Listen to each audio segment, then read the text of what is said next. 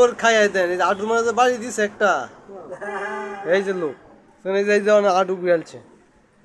এই সে লোক এই সেই তারা মিয়া নাম ইমন বাড়ি বাড়াইছে গো বাড়ি ছুটাইতে না আডু গুড়ালছে আডু তো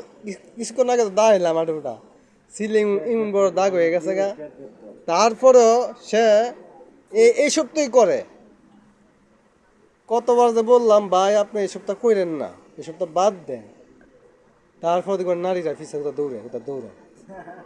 বুঝছেন বা জি ফুতান আছে বউ আছে তারপরে তার নারী লিপসাটা গেলই না বুঝছেন আমরা মুসলমান হইয়া এই যে দুল্লা দাড়ি লাগছে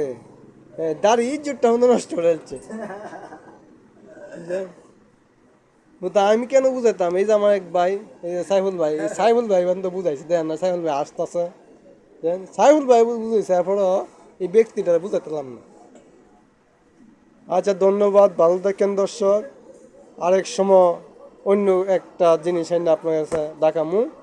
আজকা এনিমেতেই থাক আর অন্য সময় আমি আরো অনেক কিছু দেখাইতে পারি